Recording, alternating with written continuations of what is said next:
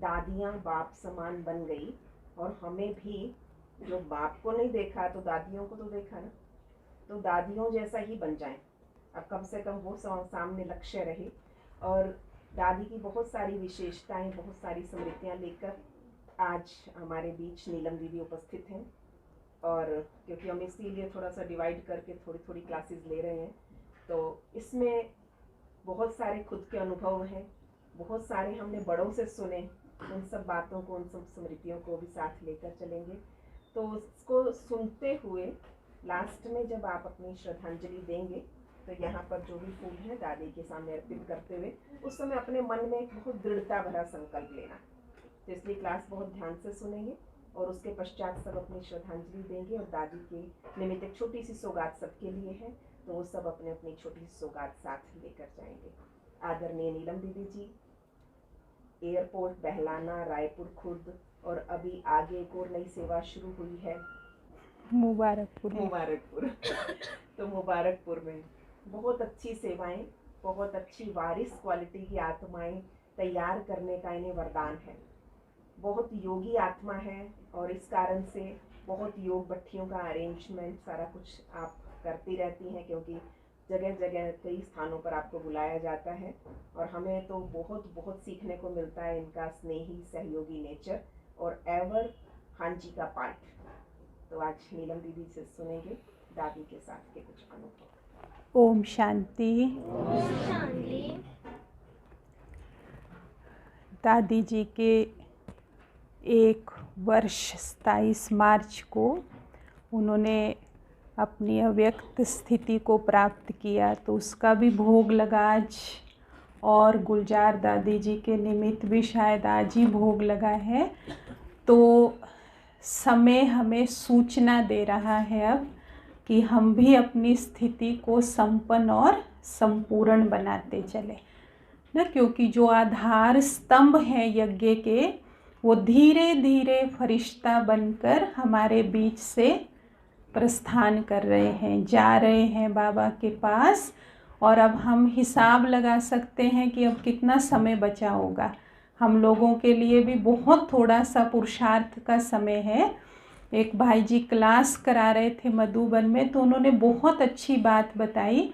उन्होंने कहा कि देखो 14 साल दादियों ने पहले तपस्या की कराची में, फिर बीच में सेवाओं का पार्ट चला, उसमें सेवाओं में भी कई प्रकार की लहरें रही ना। बेगरी पार्ट भी आया जब हमारी दादियाँ सेवाओं के लिए निकली।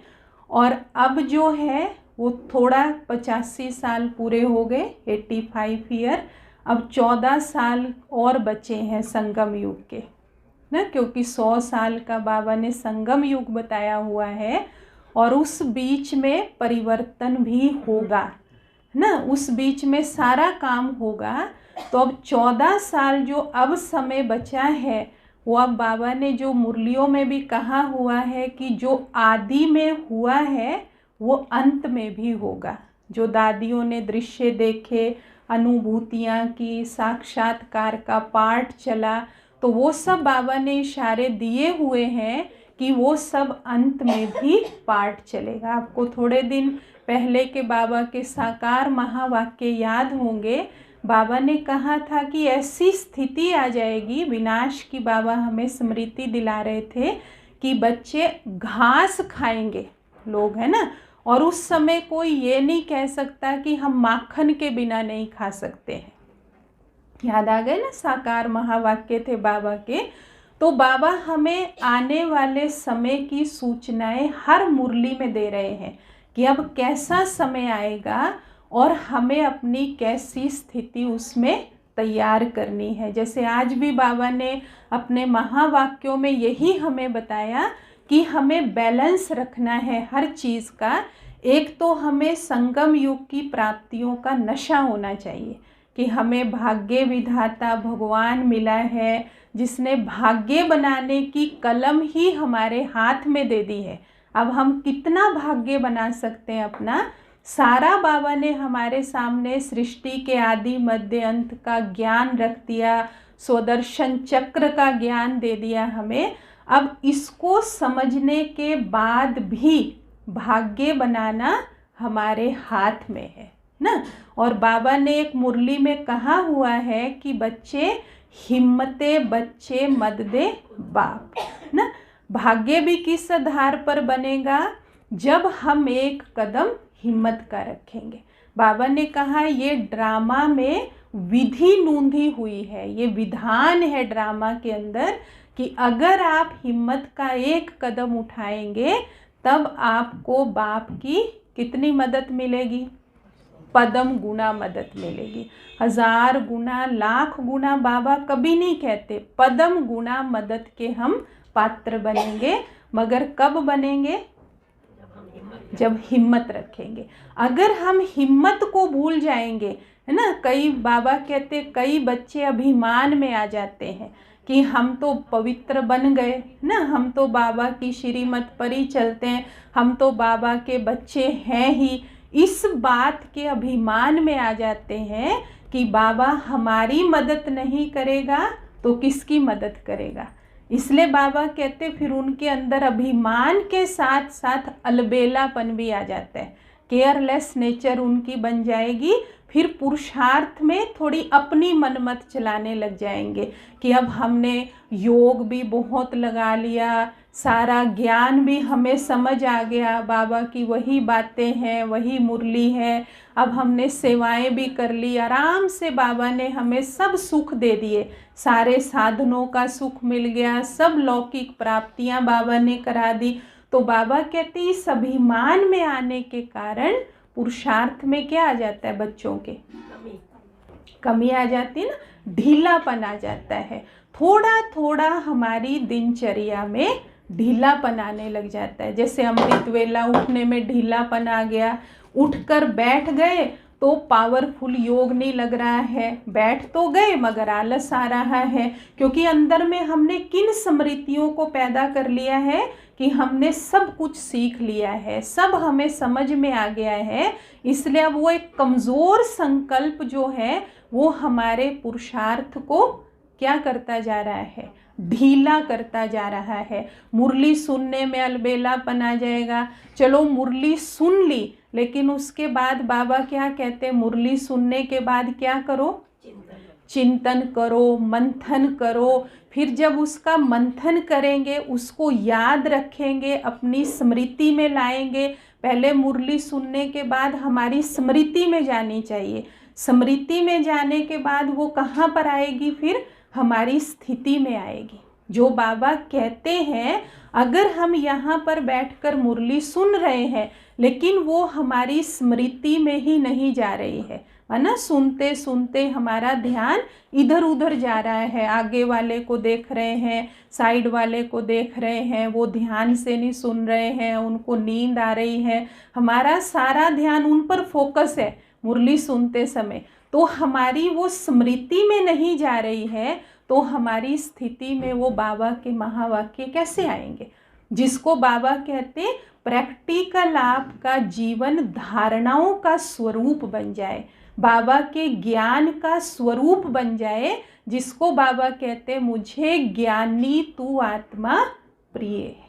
जिन्होंने ज्ञान को अपने स्वरूप में उतारा है, और वही था हमारी दादियों का जीवन, जिन्होंने बाबा के प्यार के लिए ऐसा उन्होंने बाबा का प्यार अपने जीवन में अनुभव कर लिया था, नस नस में भर गया था। जो बेगरी पार्ट के समय भी उन्होंने जो परिस्थितियां आई है उसको उन्होंने बहुत हल्के रूप में और आसानी से पार कर लिया।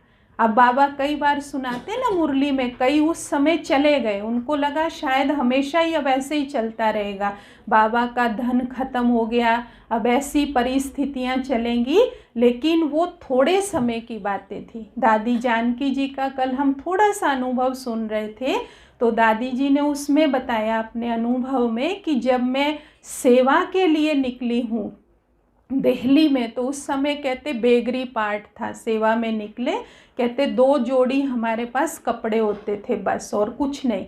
और उसके बाद दीदी मनमोहिनी के पास दादी जी गए, तो कहते ना घी ना तेल ना कुछ नहीं, ना सब्जी, फ्रूट की तो बात ही छोड़ो, बाबा ने परीक्षा लेनी थी ना सिर्फ।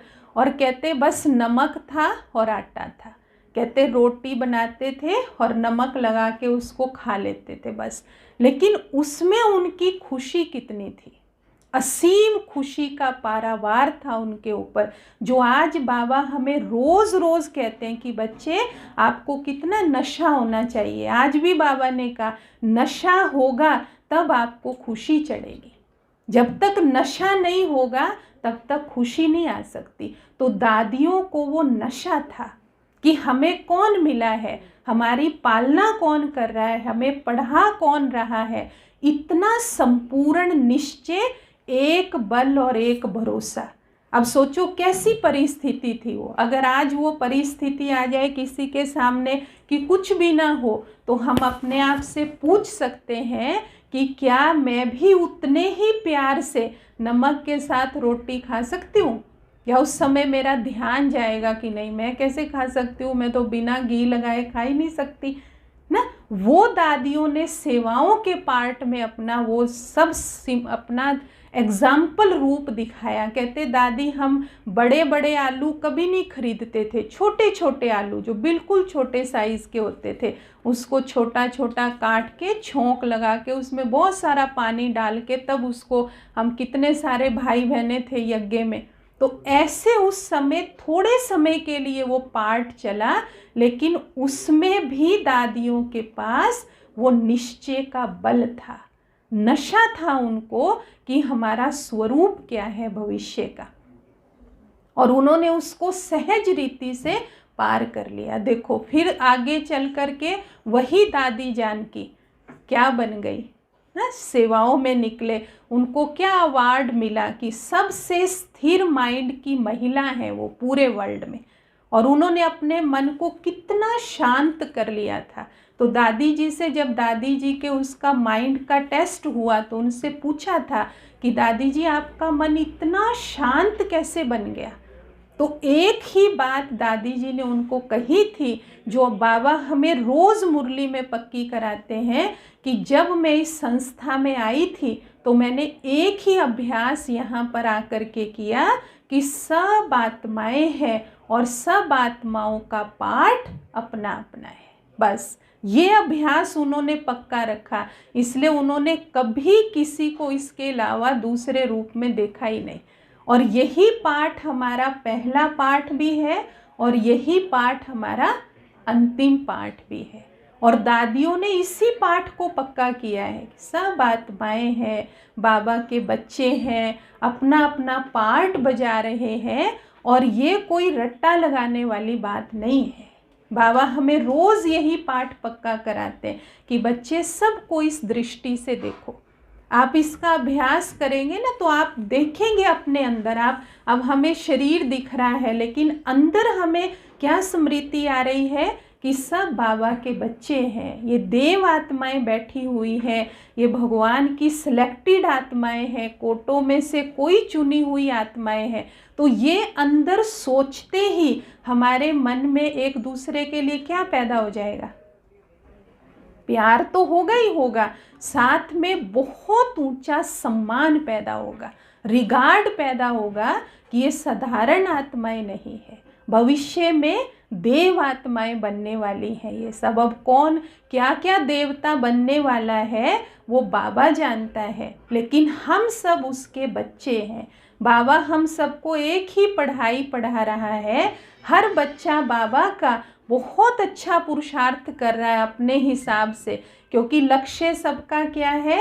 एक ही लक्ष्य है कि हमें बाबा को प्रत्यक्ष करना है ना। एक तो हम सबका ये लक्ष्य है कि हमने अपने हर कर्म से, हर व्यवहार से, हर एक्टिविटी से बाप को प्रत्यक्ष करना है। जो बाबा के गुण हैं वो हमारे स्वरूप से लोगों को दिखाई देने लग जाए, और यही बाबा की प्रत्यक्षता है।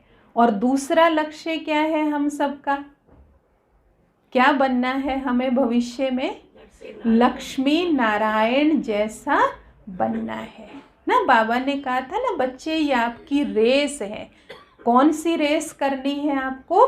याद की रेस करनी है बाबा कहते हैं कठिन, लेकिन फिर भी बाबा ने कहा बच्चों को रेस करनी है। जैसे बाबा ने कहा ना, ब्रह्मा बाबा का पद तो निश्चित है, लेकिन प्लस में भी तो है ना उसके बाद। जैसे रेस लगती है दुनिया में भी, तो फर्स्ट एक आता है, उसके बाद कई प्लस में आ जाते हैं। तो यहाँ पर भी हम ब्राह्मणों की रेस है। अब उसमें फर्स्ट डिवीज़न में बहुत सारे बच्चे आएंगे।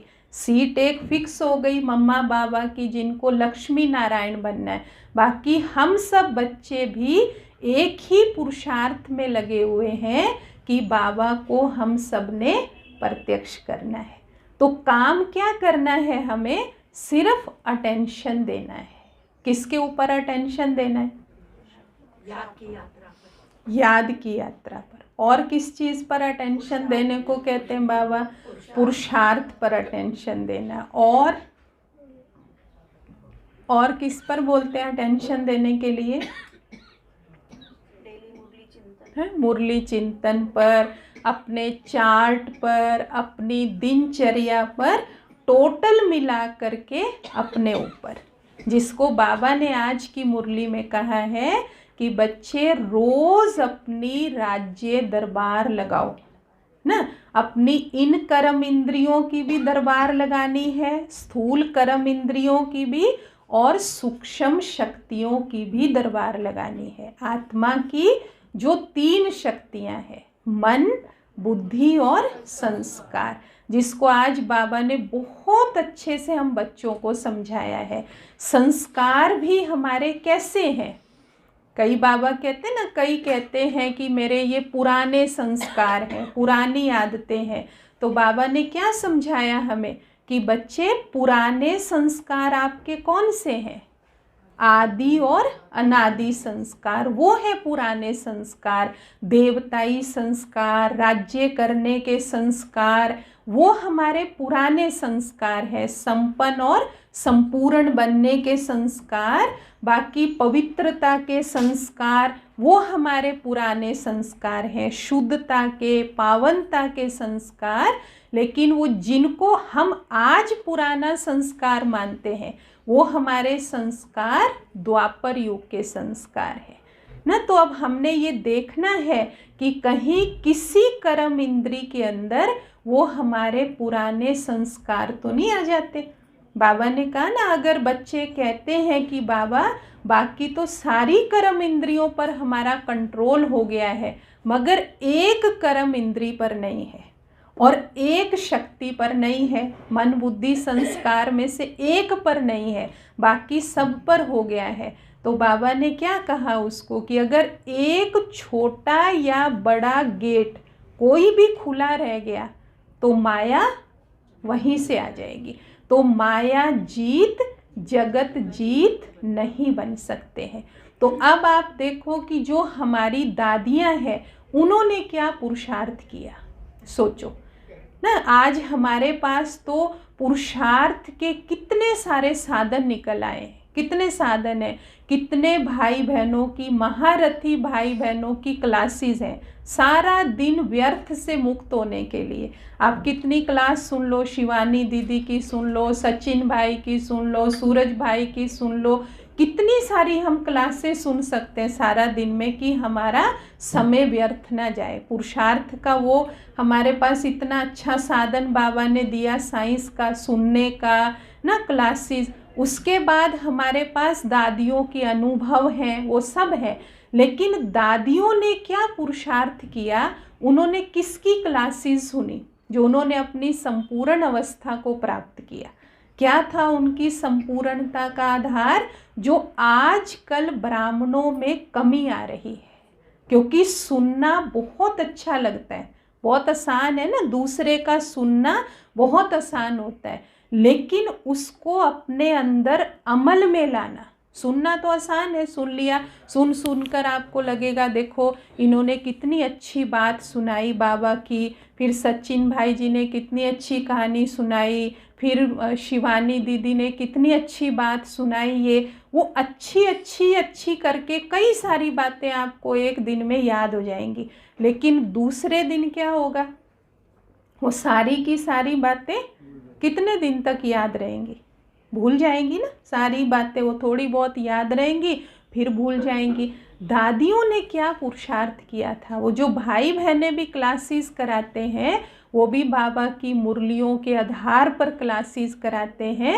वो भी ये सोचते हैं कि हमारे भाई बहनें जिनको समय नहीं है उनको हम अच्छे से पावरफुल चीज़ माल तैयार करके उनके सामने रखें ताकि वो उसको इजीली ग्रहण कर सकें। लेकिन शक्तिशाली चीज़ को ग्रहण करने के लिए अपने अंदर भी क्या होनी चाहिए, शक्ति होनी चाहिए ना।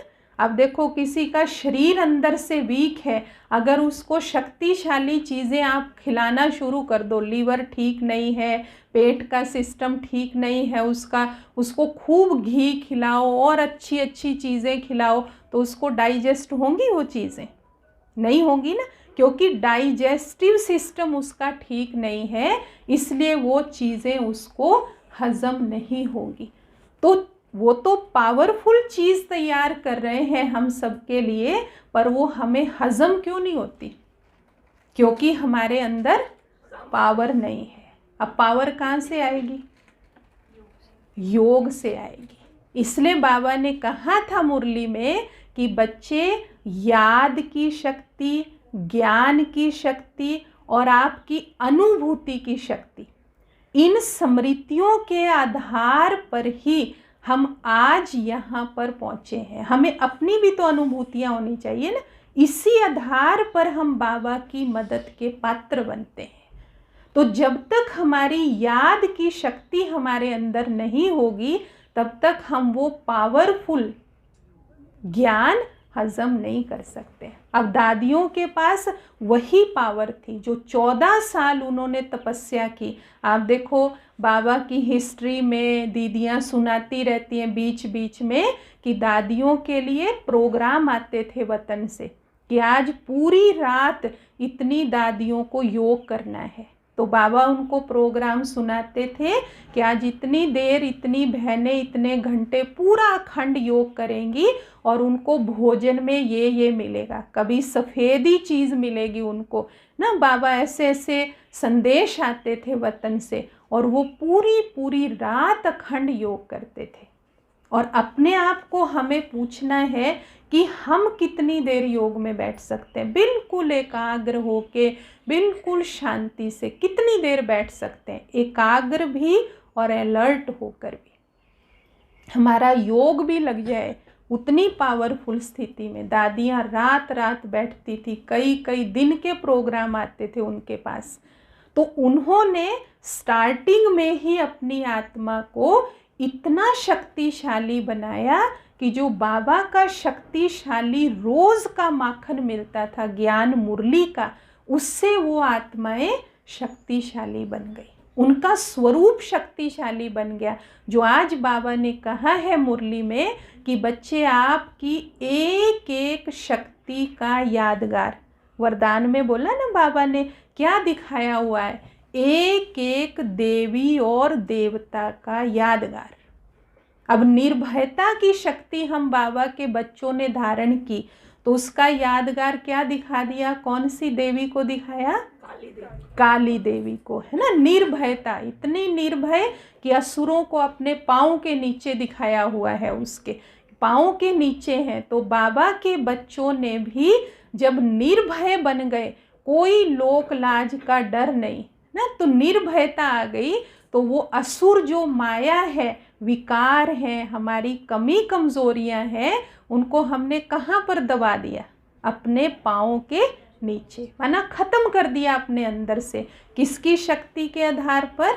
बाबा की शक्ति के आधार पर कि बाबा मेरा मददगार है, मैं सर्वशक्तिवान बाप का बच्चा, मास्टर सर्वशक्तिवान।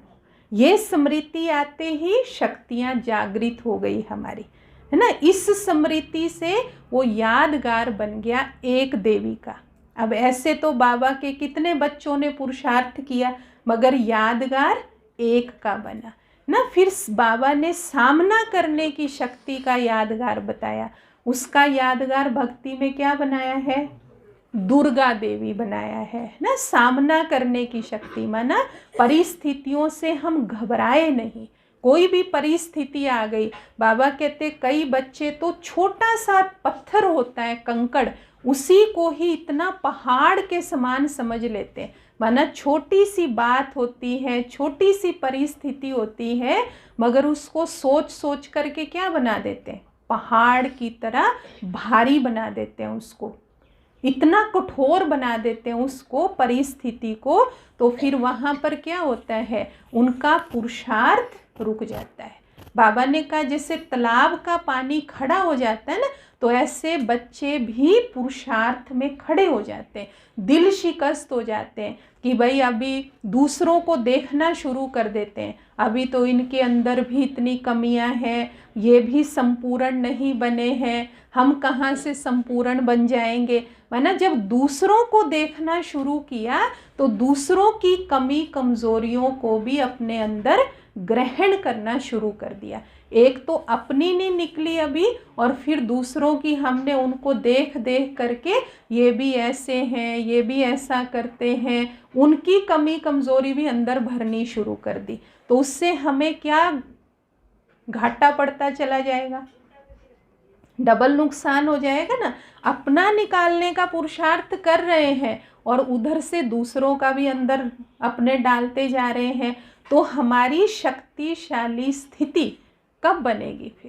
फिर वो छोटी छोटी बातें, उनको जब हम सामना नहीं कर सकते उन परिस्थितियों का, तो फिर हम, कई बच्चे या तो बाबा कहते दिल शिकस्त हो जाते हैं, हिम्मत हार जाते हैं कि बस इससे ज़्यादा हम नहीं कर सकते, जो बाबा ने हमें स्वर्ग में बनाना होगा बना देगा, स्वर्ग में तो चले जाएंगे ना, यहाँ तक वो हिम्मत हार जाते हैं ना। या फिर कई दूसरों से कंपैरिजन करके अपने को हमेशा ठीक साबित करते रहते हैं, उनके अंदर अभिमान का नशा आ जाता है कि इनसे तो ठीक ही है ना हम, मतलब ये तो देखो कितने पुराने हैं, हम तो अभी नए नए चले हैं, फिर भी हम इनसे ठीक हैं। ये तो मुरली में भी आलस करते रहते हैं, योग में भी आलस करते रहते हैं, ये तो बाहर की ये चीज़ भी खा लेते हैं, हम तो इनसे अच्छे ही हैं। फिर उनके साथ कंपेयर करके उनको अभिमान का उल्टा नशा चढ़ जाता है। और हमारी दादियों ने कुछ नहीं देखा, साइड सीन को देखा ही नहीं उन्होंने सिर्फ मंजिल को देखा कि हमारा लक्ष्य क्या है, हमें क्या करना है, वो एक श्रीमत पर चलते रहे, जिसको आज बाबा के महावाक्यों में आया है कि बच्चे ये चेक करो, आप बच्चों ने दुनिया को चैलेंज किया है कि हम एक धर्म, एक राज्य, एक मत की स्थापना करेंगे ना। तो बाबा कहते पहले अपने अंदर देखो, आपका जो राज्य है, आपके राज्य कारोबारी आपका कहना मानते हैं, आपके अंदर एक राज्य है, कर्म इंद्रियां एक उस पर ऑर्डर पर चल रही है, फिर आपकी एक धर्म, माना हमारी धारणाएं पक्की हैं, या कहीं कहीं अभी भी हम धारणाओं में कमज़ोर हैं, कहीं खाने पीने की धारणा हमारी लूज़ हो जाती है, कहीं कोई और अट्रैक्शन में हम फंसे हुए हैं। बाबा ने कहा ना, वैराग्य का मतलब क्या है, लगाव मुक्त। कहीं पर भी हमारा हद के आकर्षण में हमारी आँख ना डूबे। बाकी बाबा ने कहा किनारा नहीं करना है हमें किसी से कि हम वैरागी बन गए तो हमने कहीं आना जाना छोड़ दिया, बात करना छोड़ दिया किसी से, भाई हम तो वैरागी हैं। ऐसे वैरागी तो हद के वैरागी हैं, हम वैरागी हैं बेहद के। ये हमारी अंदर की स्थिति है। बाबा ने कहा सब कुछ है आपके पास, उसका भी नशा, लेकिन अंदर से वैराग्य, न्यारे और बाबा के प्यारे होकर के हमें हर कर्म करना है, देह से न्यारे, आत्मा के स्वरूप में स्थित होकर के और बाप के प्यारे बनकर। कितने एग्जाम्पल हैं हमारे सामने, हमारी दादियाँ, ब्रह्मा बाबा। बाबा ने कहा ना, बाबा को देखो, इनकी सीट तो निश्चित थी कि इनको तो कृष्ण बनना है, लेकिन तो भी बाबा ने अंत तक पढ़ाई पर ध्यान दिया है, स्टूडेंट लाइफ की तरह ध्यान रखा है, अपने ऊपर अटेंशन दिया है। बाबा ने कहीं अलबेलापन नहीं लाया अपने पुरुषार्थ में, अंत तक भी पढ़ाई पढ़ी है। और बच्चों को थोड़ा ही अभिमान आ जाता है, सब हमें पता लग गया, बहुत योग लगा लिया, पढ़ाई पढ़ ली, वहाँ पर ढीलापन आ जाता है। तो इसलिए हमने फॉलो करना है ब्रह्मा बाप को। अभी हमारी सबकी पढ़ाई चल रही है, अभी तो पढ़ाई पूरी नहीं हुई है, तो हमने अब जो थोड़ा सा समय बाबा ने दिया है उसमें हमने अपनी लगन को बढ़ाना है, ना कि हमने अब अपनी लगन को कम करना है। अब लगन बढ़ जानी चाहिए। जैसे कई बच्चे पूरे साल मेहनत नहीं करते, लेकिन एग्ज़ाम के दिनों में बहुत मेहनत करने में लग जाते हैं, रात दिन पढ़ाई करते हैं वो भी अच्छे मार्क्स ले लेते हैं। जो शुरू से पढ़ रहे हैं वो लास्ट में आके अलबेले हो जाते हैं कि हमें तो सब कुछ आता है, हम पूरे साल से पढ़ रहे हैं। और वो जो नहीं पढ़ते वो लास्ट में लगन लगा लेते हैं, तो वो पास हो जाते हैं अच्छे मार्क्स से। तो अभी भी बाबा ने थोड़ा सा समय पुरुषार्थ का रखा हुआ है कि बच्चे अभी भी आप लास्ट में आकर के भी फास्ट जा सकते हैं ना। बाबा ने कहा है महावाक्यों में कि बच्चे, बाबा जो मदद करते हैं ना बच्चों को, तो चाहे कोई 1 साल का बच्चा है, चाहे 6 महीने का बच्चा है, चाहे पुराना बच्चा है, बाबा मदद का सागर है। बाबा ऐसे नहीं करते कि इसको ज़्यादा मदद करनी है, इसको कम मदद करनी है। बाबा ने कहा बाबा तो सागर है, अब कोई सागर से कितना लेकर के भरपूर होता है वो उस आत्मा के ऊपर है। लेकिन ये विधि विधान में फिक्स है, हिम्मत रखेंगे तब बाबा हमें मदद करेगा। अगर हम हिम्मत ही नहीं रखेंगे, इस विधि को भूल जाएंगे, अभिमान में आ जाएंगे कि हम तो अपना पुरुषार्थ कर रहे हैं, है ना, हम इतनी सेवाएं कर रहे हैं, ये भी तो माया के रूप आ जाते हैं ना बीच बीच में, जहाँ पर मैंपन आ जाता है। मैंने इतनी सेवा की, मेरे बिना ये काम कोई नहीं कर सकता, मैंने ही इतनों को ज्ञान में चलाया है, ये अंदर में सूक्ष्म अभिमान आ जाता है। ये भूल जाते हैं वहाँ पर कि ये सेवा का मौका बाबा ने मुझे दिया। मुझे ही क्यों दिया? क्लास में इतने सारे थे, उनको भी तो पूनम दीदी, शिवानी दीदी बोल सकती थी ना कि भाई आप बहन जी आप ये कार्य करना, भाई जी आप ये सेवा करना। सिर्फ आपको ही क्यों बोला? क्योंकि बाबा जानता है कि आपका भाग्य बाबा ने बहुत ऊंचा बनाना है, आपकी सतयुग की पदवी बहुत ऊंची है, इसलिए उस सेवा का मौका बाबा ने दीदी को टच किया और आपको दिलवाया है। हाँ, बहुत सूक्ष्म है बाबा की गति, हम सब भी उसकी पूरी लीला को समझ नहीं सकते, कैसे बाबा कार्य करा रहा है। एक बार एक दीदी बाबा को मिल रही थी स्टेज पर, व्यक्त बाबा को, तो बाबा उनसे पूछने लगे, बच्ची तुम क्या क्या पुरुषार्थ करती हो, क्या क्या किया तुमने इतने सालों में। बाबा उनसे पूछने लगे उनकी अवस्था का समाचार। तो दीदी ने सुनाया, बाबा मैंने इतने सेंटर खोले, इतने भाई बहन क्लास में हैं, इतने सेंटरों पर इतनी सेवाएं चल रही हैं, ऐसे ऐसे वो ये सब बातें सुनाने लगी। तो बाबा ने उनको कहा कि बच्ची ये सब कार्य तो बाबा कर रहा है, तुमने क्या किया ना। सेंटर भी बाबा ने खुलवाए, भाई बहनों को भी बाबा ने भेजा वहाँ टच कर करके जाओ, किसी को निमित्त बनाया जो उनको यहाँ लेके आया। तो बाबा ने कहा ये सब कार्य तो बाबा कर रहे थे, तुमने क्या किया। सोचो कितनी गहरी है बाबा की मदद और बाबा का कार्य, हम उसको पूरा समझ नहीं सकते। दादियों ने उसको पूरा समझा, तभी तो वो इतनी जल्दी संपूर्ण बनी, बाप समान बनी, कर्मातीत स्थिति को प्राप्त कर लिया, क्योंकि उन्होंने उसको पूरा समझ लिया था।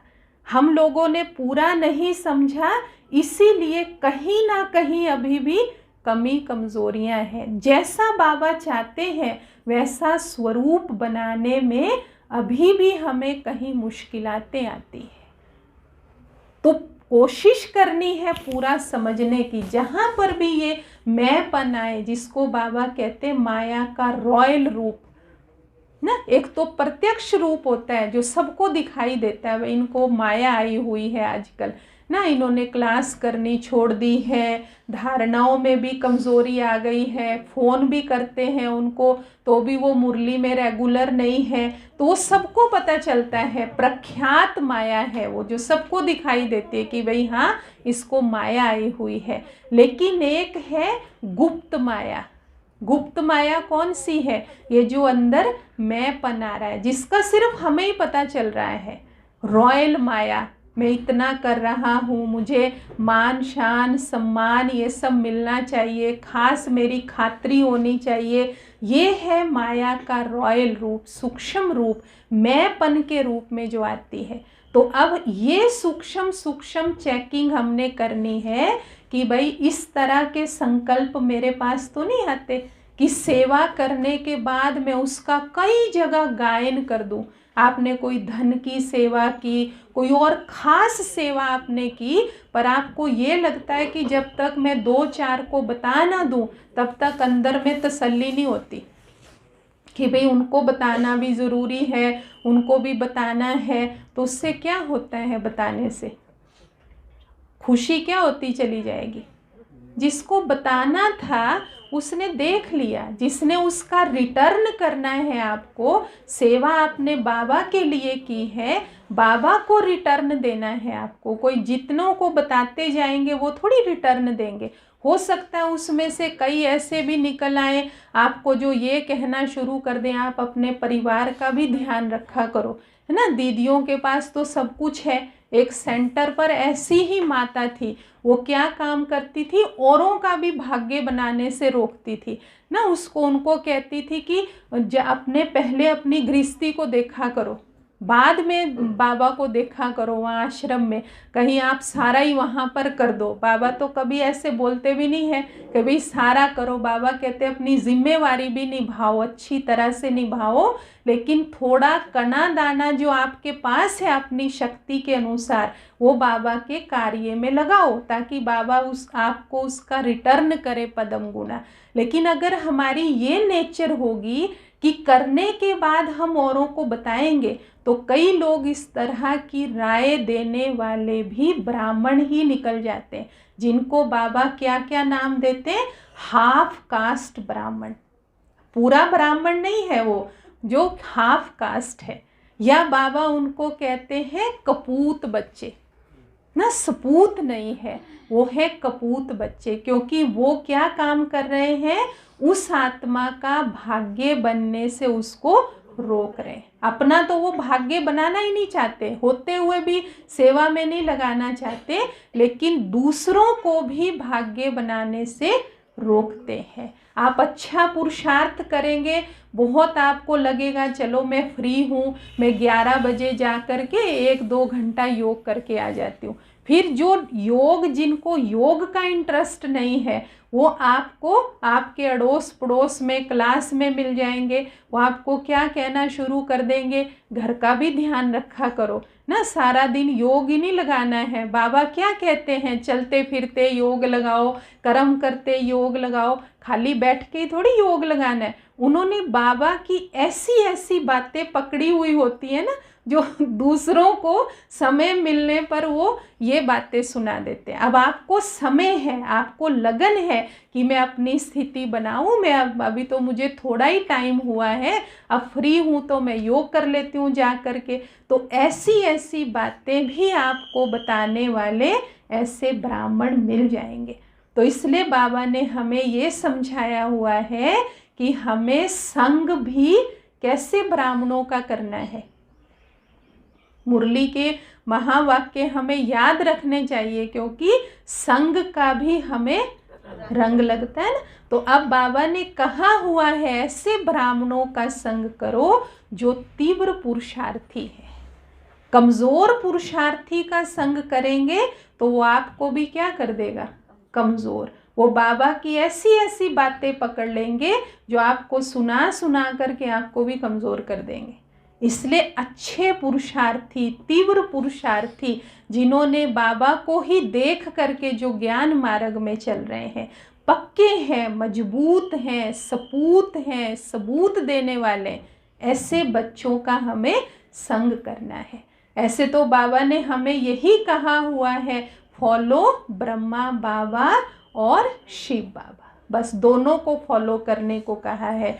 लेकिन फिर भी यहाँ इस साकार दुनिया में हम हैं तो हमें अपने संग का भी ध्यान रखना है। जैसे बाबा कल बता रहे थे ना महावाक्यों में कि बच्चे कोई छोटी सी भी अगर आपसे गलती हो जाती है ना, छोटी सी भी भूल, तो उसको भी क्या करना है, बाबा को बताना है, उसको छिपाना नहीं है आपने, छोटी सी भूल को भी। बाबा ने कहा बाबा तो भक्ति मार्ग में भी जानता है कि क्या करते हैं बच्चे, तभी तो उनका बाबा कहते फल देता है ना, पाप और पुण्य का फल मिलता है, तो वो देख रहा है तभी वो देता है। अमीरी गरीबी दुख सुख के रूप में हर आत्मा फल भोगती है, तो ब्राह्मणों को तो बाबा हर समय देख रहा है। ये हमने अच्छी तरह से अपने ऊपर ध्यान देना है कि मुझे बाबा हर समय देख रहा है। तो बाबा ने कल कहा सूक्ष्म में भी अगर कोई पाप हो जाए, सूक्ष्म का मतलब क्या है, मन में भी अगर हमारे अंदर कोई गलत संकल्प आ जाए, मन में भी हमारी किसी उससे प्योरिटी खंडित हो जाए। आपने किसी को देखा, थोड़ा सा मन चंचल हो गया, तो उससे क्या हुआ, थोड़ी सी हमारी प्योरिटी में कमी आ गई। किसी के कपड़ों से प्रभावित हो गए हम, क्या हुआ, अब उससे प्योरिटी कम हुई ना, हमारे थॉट्स में क्या आने लग जाएगा, हलचल हो जाएगी, तो वो मन की पवित्रता में कमी आ जाएगी। योग नहीं लगेगा उसके बाद आपका, वही ध्यान में आता रहेगा आपको। इसलिए हम बाबा ने कहा सूक्ष्म रूप में भी अगर पाप हो जाता है ना, तो उसको भी बाबा को बता देना है कि बाबा आज मेरे मन में ऐसा संकल्प आ गया, मैंने ये दृश्य देखा और दृश्य देखने के बाद मेरे मन की स्थिति क्या थी, हलचल में आ गई, मेरे मन में ऐसे ऐसे विचार आने लग गए। वो सब देख करके, कोई चीज़ देख करके, खाया नहीं आपने लेकिन खाने का मन कर गया आपका, कि वहाँ पर फिर क्या हुआ, ऐसे लगेगा जैसे ज़बरदस्ती हमने धारणाएं की हुई है, भाई उस चीज़ को देख करके खाने का मन कर गया, तो अंदर में आएगा ना, दूसरों को भी लगेगा बेचारे देखो, उनको हमारे ऊपर तरस आएगा। लेकिन हम कौन सी आत्माएं हैं, इस शरीर में कौन सी आत्मा बैठी हुई है, साधारण आत्मा नहीं है, देव आत्मा है। अब देवताओं को भी इतनी स्वच्छता और पवित्रता से भोग लगता है, तो हम वो चीज़ें आपको, ये जब आप अंदर स्मृति में लाएंगे ना कि मैं साधारण आत्मा नहीं हूँ, आपका कैसे खाने का मन कर सकता है, वो ध्यान ही नहीं जाएगा हमारा वहाँ पर। अगर मान लो ऐसा हो जाता है, संकल्पों में हलचल आ गई, योग नहीं लग रहा है, ध्यान वहीं जा रहा है बार बार, उसी समय बाबा को बता दो, उसी समय। फिर बाबा ने क्या कहा था, माफ़ हो जाएगा ना, तुरंत बाबा शक्ति देगा और वो हमारा माफ़ी हो जाएगी, संकल्प चलने हमारे बंद हो जाएंगे। नहीं तो आज बाबा ने बताया ना, मन की स्थिति भी अगर हमारे संकल्प चलते ही रहते हैं, 3-4 मिनट हलचल के बाद शांत होते हैं संकल्प, तो फिर लास्ट में बाबा ने कहा आप देखो कितने मार्क्स से पास होंगे आप बच्चे। हमने अपने आप की स्थिति देखनी है कि अभी कहाँ पर है, परिस्थिति आ गई, हम उसमें हिल गए अच्छे से, और बाद में हम डिसीज़न ले रहे हैं कि हम ऐसा ना करते, हमने जो बोलना था वो बोल भी दिया, जो करना था वो कर भी दिया, और बाद में पश्चाताप कर रहे हैं, बाद में डिसीज़न ले रहे हैं, ऐसा ना होता, ये ना करते, ऐसा ना बोलते, वहाँ ना जाते तो ये सब घटनाएं होती ना, तो फिर बाद में उसके बारे में पश्चाताप करना। फिर बाबा क्या कहते हैं कि बच्चे अब उसको ड्रामा का सीन समझ करके फुल स्टॉप लगा दो, वहाँ पर भी अपनी शक्ति को वेस्ट नहीं करना है। तो जब बुद्धि हमारी अच्छी होगी, कंट्रोल में होगी, तो हमें बाबा समय पर अपने आप इंट्यूशन दे देगा, हमारा निर्णय भी एक्यूरेट आएगा, डिसीज़न पावर भी हमारी अच्छी हो जाएगी, निर्णय करने की शक्ति। तो इन सब बातों पर हमें सिर्फ संगम युग पर अटेंशन देना है और बाबा की मदद को साथ लेकर के चलना है। अगर हम अकेले चलेंगे, बाबा की मदद को साथ लेकर नहीं चलेंगे, हिम्मत नहीं रखेंगे, तो फिर हम कहीं ना कहीं कमज़ोर पड़ते चले जाएंगे। और उस कमज़ोरी का एहसास तब होगा जब स्थिति बहुत ही गिरावट में आ जाएगी। मुरली पढ़ने का मन नहीं करेगा, सेवा करने का मन नहीं करेगा। अगर मुरली पढ़ेंगे भी तो अखबार की तरह पढ़ेंगे ना, कितने उससे पढ़नी चाहिए। एक एक बात जो बाबा कह रहा है उसका स्वरूप बन करके पढ़नी चाहिए। सचिन भाई जी एक दिन बहुत अच्छी बात बता रहे थे। वो कहते कि देखो बाबा जब मुरली सुनाते हैं तो बाबा की वो जो अवस्था है वो कितनी हाई है। ब्रह्मा बाबा के तन में आए और कितनी ऊंची अथॉरिटी हमें वो महावाक्य सुना रही है। और बाबा ब्रह्मा बाबा की खुद की स्थिति कितनी अव्यक्त है। और अगर हम बिल्कुल साधारण स्थिति में बैठ करके वो महावाक्य सुनेंगे, बिल्कुल साधारण, ये भी याद नहीं मैं ब्राह्मण आत्मा हूँ, मैं गॉडली स्टूडेंट हूँ, मैं गॉड के भगवान मेरा टीचर मुझे इस समय पढ़ा रहा है, ये कुछ भी हमें स्मृति नहीं है उस समय मुरली सुनते समय। मैं बाबा की सच्ची गोपी हूँ, ये मेरे लिए बाबा की बांसुरी बज रही है, ये मेरे लिए भगवान का प्रेम पत्र है, मैं उसकी प्रियतमा हूँ ना, ये हमें कुछ भी याद नहीं है। बस साधारण सी स्मृति में बैठे, आए मुरली में 5 मिनट पहले आए, बैठे, और हमारी स्थिति तो थी नहीं मुरली सुनने के लिए, हम मन से तो तैयार हुए नहीं थे, एकाग्र तो हुआ नहीं ना मन, और हम बैठ करके कॉपी से पेन से लिखना शुरू कर दिया हमने मुरली। हम उस स्वरूप में स्थित होकर के नहीं सुन रहे हैं। तो आप सोचो फिर हमारा वो स्वरूप बाद में कैसे बनेगा, घर में जा कर के कैसे मनन होगा। उस स्वरूप में स्थित होकर के हमने जब उन महावाक्यों को सुना ही नहीं है तो स्वरूप में कैसे वो बातें जाएंगी। तो पहले बैठते ही हमें ये नशा चढ़ना चाहिए, घर से निकलते ही, कि मैं कौन जा रहा हूँ, किस जगह जा रहा हूँ। यूनिवर्सिटी में जा रहा हूँ, ईश्वरीय विश्वविद्यालय में जा रहा हूँ, गॉडली स्टूडेंट जा रहा हूँ, भगवान मेरा टीचर है, मैं भगवान के महावाक्य सुनने जा रहा हूँ। तो उतने ऊंचे स्वरूप में टिक करके जब मुरली सुनते हैं ना, तब मुरली का नशा चढ़ता है। तब वो मुरली ऐसे लगता है कि जैसे मेरे लिए ही ये बाबा आज बोल रहा है, ये मेरे लिए चल रही है, मैं उसकी सच्ची गोपी हूँ। तभी तो गोपियाँ मुरली सुन करके क्या करती थी, डांस करती थी ना, झूमती थी, वो उनको खुशी चढ़ जाती थी, उनके पाँव थिरकने लग जाते थे। जैसे आज भी बाबा ने महावाक्यों में कहा कि बच्चे, दुनिया में भी किसी को विजय मिल जाती है किसी कार्य में, तो वो कैसे लोगों को बताते हैं कि मैं विजयी बन गया हूँ, बाजे गाजे बजवाते हैं वो ना, कि मेरी विजय हो गई है, जिस काम के लिए मैं गया था मेरी विजय हो गई। फंक्शन रखेंगे, इनवाइट करेंगे, बैंड बाजे बजवाएंगे।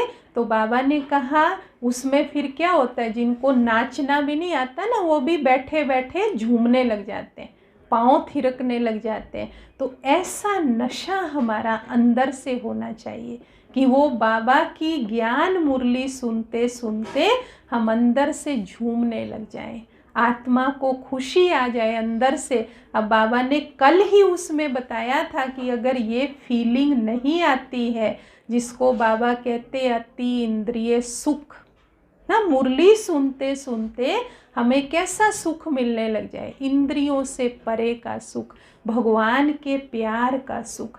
अगर वो ब्राह्मण जीवन में बाबा ने कहा फील नहीं हो रहा है, तो क्या कारण बताया था उसका कल? सूक्ष्म चीजें जो है उसमें कमी है। क्या बताया था, कौन बताएगा? किसको कल की मुरली किसको ध्यान में है? ब्राह्मण बनने के बाद अगर अति इंद्रिय सुख का अनुभव नहीं होता है तो उसका एक कारण बाबा ने बताया था। कल सबने मुरली सुनी थी ना? अच्छे से योग नहीं लग पाता। नहीं सूक्ष्म बहन जी बोल रहे हैं सूक्ष्म सूक्ष्म, पर वो बात क्लियर नहीं हो रही। बाबा ने बात ही उस पर चलाई थी सूक्ष्म पाप। क्योंकि अति इंद्रिय सुख क्या सुख होता है? मन का सुख। सिंपल सी भाषा में ये है, जब मन हमारा बाबा के साथ जुड़ जाता है तो हम इन इंद्रियों से परे चले जाते हैं ना। परम धाम में हैं आप या सूक्ष्म वतन में हैं आप बाबा के पास, तो ये इंद्रियों का आकर्षण हमें खींचता नहीं है नीचे बार बार, तो उसका सुख होता है अति इंद्रिय सुख। जैसे आप रसगुल्ला खाते हैं, आपको पसंद है कोई ऐसी बहुत अच्छी चीज़ जो आज ब्रह्मा भोजन में बनी और वो आपको बहुत पसंद है, तो आज सारा दिन तक तो आपको उसका टेस्ट रहेगा, जबकि आपने ब्रह्मा भोजन खा लिया है लेकिन अभी भी उसका टेस्ट अंदर है ना, अभी आपको बार बार अंदर आता रहेगा। आज बहुत अच्छा ब्रह्मा भोजन बना, बहुत अच्छी ये चीज़ बनी। नहीं खाया? अच्छा ठीक है, नहीं खाया तो अभी खाएंगे। ठीक है, तो कितनी बार खा लिया होगा ब्रह्मा भोजन तो, है ना। तो फीलिंग होती है ना कि भाई घर में हमारा इतना टेस्टी नहीं बनता, यहाँ पर इतना स्वाद ब्रह्मा भोजन बनता है। ये तो सब जगह के क्लास वाले बोलते हैं, दीदी आप इसमें क्या मिलाते हो जो इतना स्वाद बनता है, हम घर में बनाते हैं। हमारे घर वाले तो बोलते क्या भोजन बनाया, कोई स्वाद नहीं है, इसमें प्याज नहीं डालते। और सेंटर में आप देखो, घर में तो 4 लोगों का भोजन बनता है और सेंटर में 200 लोगों का बनता है। मसाले भी बहुत कम डाले जाते हैं, तेल घी भी बहुत कम डाला जाता है, फिर भी उसमें इतना टेस्ट है। तो वो हमसे पूछते हैं ना क्या डालते हैं दीदी आप इसमें, मैं उनको एक ही बात बोलती हूँ, बाबा का प्यार डालते हैं इसमें, और क्या डालेंगे इसमें, बाकी तो वही चीज़ें डालते हैं जो आप लोग डालते हो घर में, हम प्यार डालते हैं इसमें ना। तो वो है अति इंद्रिय सुख। तो वो जो इंद्रियों को चीज़ अच्छी लगती है ना, वो भी हमें थोड़ी देर सुख देती है, अल्पकालीन सुख। मगर जब इनसे परे चला जाता है हमारा मन बाबा के पास, तो वो है अति इंद्रिय सुख, उसको कहते हैं। तो वो बाबा ने कहा था कि अगर अनुभव में नहीं है अभी तक भी, तो कारण है पाप करने के बाद छिपा रहे हैं, पाप भी हो रहे हैं और फिर उसको छिपा भी रहे। तुरंत हल्का कर दो अपने आप को बाबा को बता के, और उसके बाद संकल्प कर लो कि अब हम ऐसा नहीं करेंगे बाबा, हम ध्यान रखेंगे, आप हमारी मदद करना। बस फिर उसकी मदद को फील करो, रोज़ उस दृढ़ संकल्प को रिवाइज करो कि मैंने बाबा के सामने क्या संकल्प किया हुआ है, तब हमें बाबा का वरदान मिल जाएगा वो, और वो हमारी कमी कमज़ोरी ख़त्म हो जाएगी ना। बस एक बात सुना करके पूरी करेंगे, जो कल बाबा ने कहा था, छोटी छोटी कमी कमज़ोरियों को ख़त्म करने का तरीका ना, शक्तियों से, अपनी शक्तियों से उस कीचड़े को भस्म करो। जो अंदर में कीचड़ा है कमी कमज़ोरियों का, उसको हमने कैसे भस्म करना है? जो बाबा से हमें शक्तियों की किरणें मिलती हैं, वो किरणें लेकर के और उनको ख़त्म करना है। तो अपनी जो बाबा चाहते हैं ना, अभी के समय में अपनी ही लगन से, अपने दिल से, अब कहना ना पड़े बहनों को कि भाई आप टाइम पर आया करो, आप थोड़ा योग में अच्छे से बैठा करो, योग का भी थोड़ा समय निकालो। अब ये कहने की बातें नहीं रही है, और योग कोई किसी के कहने से भी नहीं लगता, वो ज़बरदस्ती का सौदा भी नहीं है। बाबा हमेशा कहते हैं बच्चे प्यार से याद करो, कायदे सिर याद करो। कल परसों कहा था, कई बच्चे कायदे सिर बाबा को याद नहीं करते, वो सोचते हैं हम तो हैं ही बाबा के। तो बाबा ने कहा ऐसे परिवर्तन नहीं होगा। संस्कार, कायदे में फ़ायदा है। कायदा क्या है बाबा का? आत्मा समझो, आत्मा समझ के याद करो, क्योंकि ताकत हमने किसको देनी है? बाबा से लेकर के आत्मा को ना, प्योर आत्मा को बनाना है, शक्तिशाली आत्मा को बनाना है। तो आत्मा समझ करके हमने बाबा को याद करना है, ये है कायदा ना। अब हम ऐसे ही बैठ जाए, हम तो है ही बाबा के बच्चे, हमने क्या योग लगाना है, हम तो उसी के बन गए, अब धारणाएं भी हमारी सारी हो गई। तो इससे फिर हमारे अंदर क्या हो जाएगा? कमज़ोरियाँ आने लग जाएंगी। अंत तक हमने ज्ञान योग जो हमारा दिनचर्या बाबा ने बना के दी हुई है, वो तब तक निभानी है जब तक शरीर में आत्मा है ना, उससे पहले कोई अपनी मन मर्जी से हमने छोड़ नहीं देना है उसको। तो ये वाली लगन अब हमें अंदर लग जाए कि अपने प्यार से बस टाइम को हमने वेस्ट नहीं करना। बहुत अमूल्य समय है संगम युग का। बाबा ने कहा था अगर आपने एक खजाना जमा कर लिया ना संगम युग के समय का, तो बाकी सारे खजाने आपके जमा हो जाएंगे, शक्तियों का भी, गुणों का भी, वाणी का भी। क्योंकि हमने समय पर, जो बाबा ने हमें समय दिया है, हमें दिनचर्या बनाकर दी हुई है, उसी समय के अनुसार हमारा पुरुषार्थ है और हम उसको सफल कर रहे हैं, जमा कर रहे हैं, तो तब हमारे खजाने बढ़ते चले जाएंगे। ओम शांति। अभी तो आपको इतनी भूख लग गई होगी, हमने सोचा ब्रह्मा भोजन करके बैठे हुए हैं। चलिए ना, अब थोड़ी तो शांत होगी क्योंकि आत्मा को थोड़ा भोजन मिल गया। जो हम खुद पुरुषार्थ कर रहे हैं वही बातें हम आपस में भाई बहनें शेयर करते हैं ना। दादियों को देखकर चल रहे हैं। अब हम बहनों को तो दादियों से मिलने का कितना चांस मिलता था।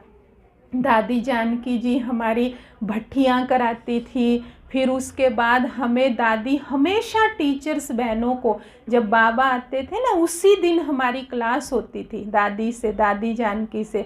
स्पेशल हमें ड्राई फ्रूट्स की टोली विदेश से बन के आती थी और 2500-3000 बहनें होती थी, दादी अपने हाथ से देती थी।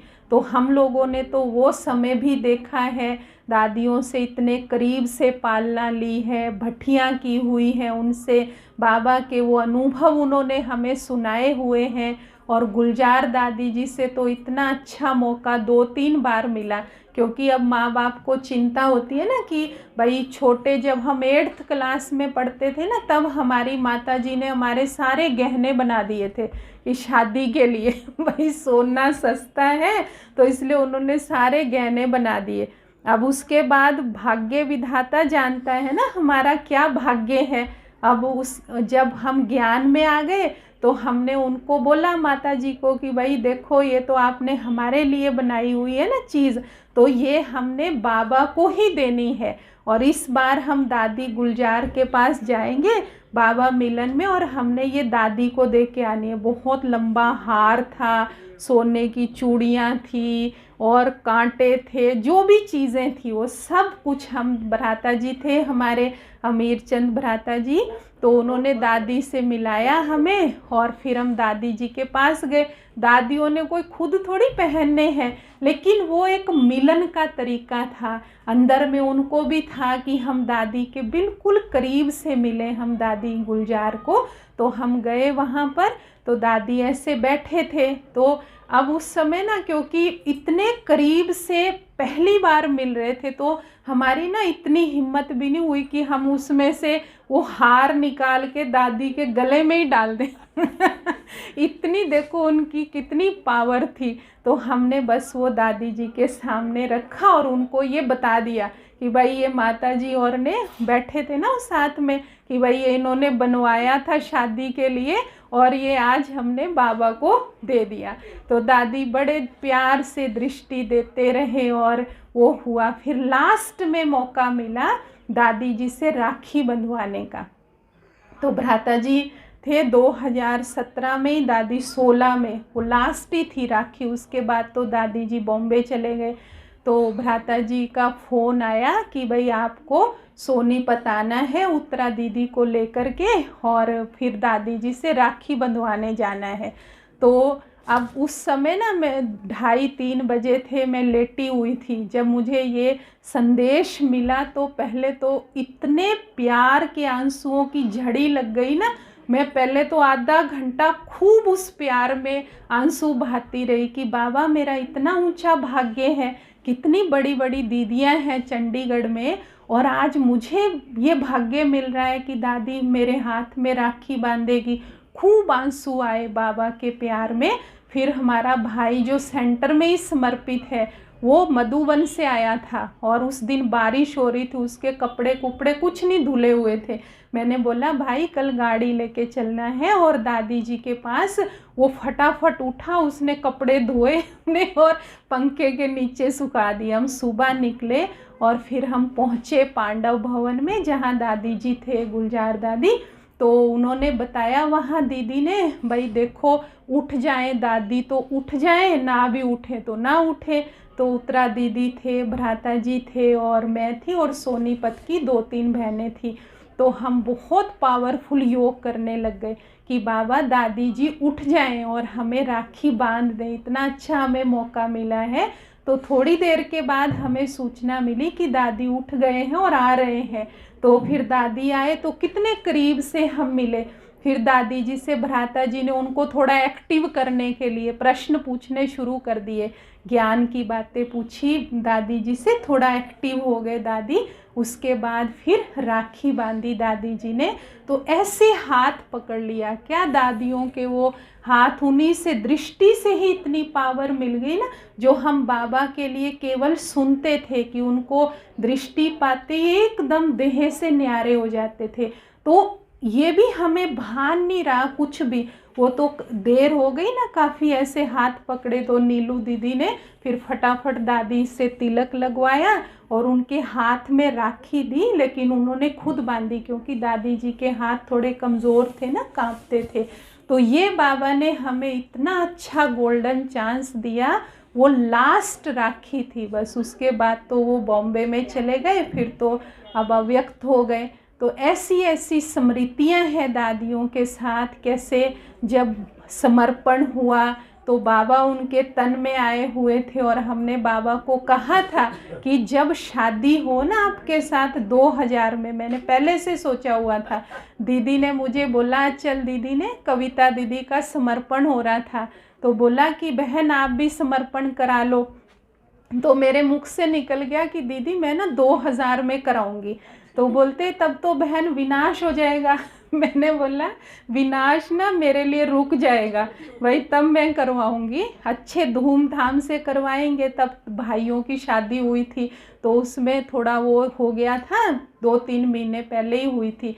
तो फिर मैं बाबा के पास गई और मैंने बाबा को बोला, जिस दिन आपके साथ हमारी शादी हो ना, आप जब मधुबन में आए होंगे ना तभी शादी करनी है, नहीं तो ऐसे बीच में नहीं करना समर्पण की, वहाँ से समर्पण का प्रोग्राम आए और हम समर्पण कराएं, आप वहाँ पर होने चाहिए।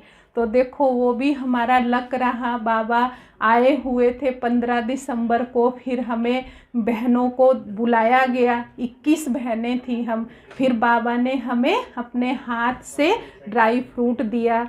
तो ऐसे ऐसे अनुभूतियों से बाबा ने कितना लक्की चांस दिया, भाग्य दिया, भाग्य विधाता ने, जिसके आधार पर आज भी बाबा का प्यार हम सबको आगे बढ़ा रहा है। ओम शांति, धन्यवाद।